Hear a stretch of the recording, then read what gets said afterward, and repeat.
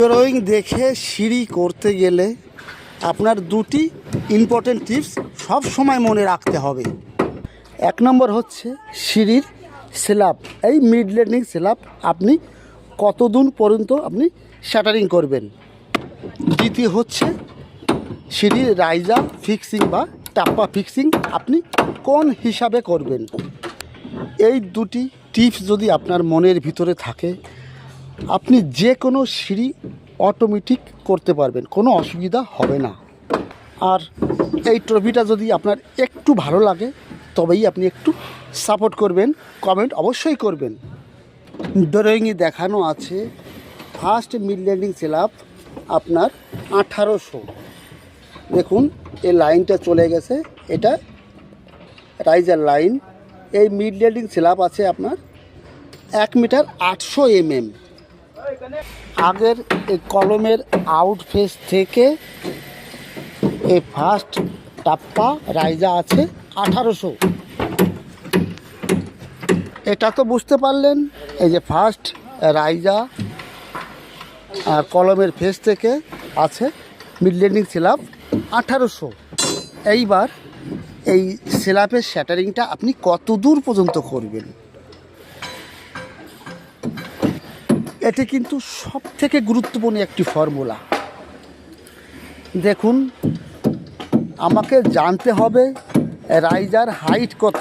এই যে টাপ্পা আছে, এই টাপ্পার হাইট কত। টাপ্পার হাইট আছে 160 mm। যে লম্বভাবে যেটা আছে শ্যাটারিং করা আছে এটা রাইজার হাইট আছে 160 mm। ড্রয়িংয়ে এই যে এটা রাইজা, দেখুন এই রাইজার হাইট আছে 160 mm। আর যেখানে হরিজেন্টালে যেটা আছে, যেটা পা রেখে উঠতে হয়, সেটা হচ্ছে আপনার থ্রেড আছে 300 mm। এখানে দেখুন 300 mm।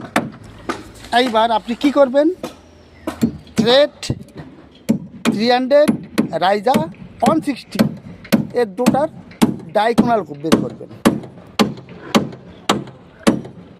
160 mm by 300 mm diagonal বের করে যা হবে, মানে 345-50 হবে mm।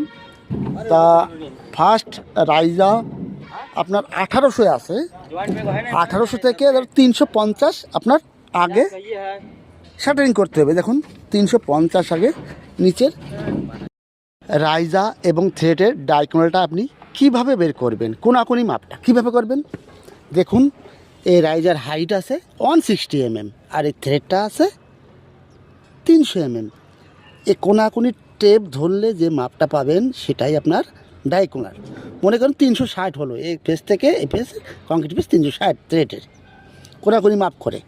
এইবার কি করবেন, ড্রয়িংয়ে দেওয়া আছে মিড ল্যান্ডিং স্ল্যাব আছে 1800 mm কলমের ফেস থেকে।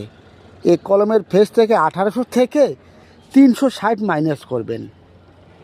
1800 থেকে 360 মাইনাস করলে পেলাম 1440, 1 মিটার 440। তার মানে কলমের আউট ফেস থেকে আপনার মিড ল্যান্ডিং স্ল্যাবের যে স্লোপটা দেখতে পাচ্ছেন, যেখানে স্লোপ শুরু হবে ওয়েট স্ল্যাবের, এটা আপনার 1440 রাখতে হবে। 1800 থেকে 360 মাইনাস করলে 1440 পর্যন্ত এটা স্ল্যাবটা রাখতে হবে।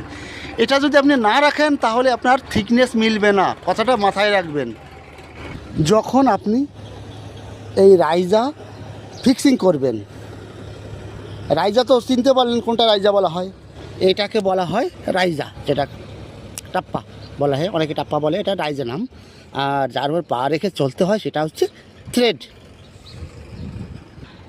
রাইজা ফিক্সিংয়ের সময় কলমের আউট ফেস থেকে ফার্স্ট রাইজা 1800 আপনি ফিক্সড করবেন। এটা করার পরে আমার আছে 11টা থ্রেড, মানে 300 করে, 3 মিটার 300। এখান থেকে 3 মিটার 300 করে লাস্টের ওটা ফিক্সড করে নেবেন।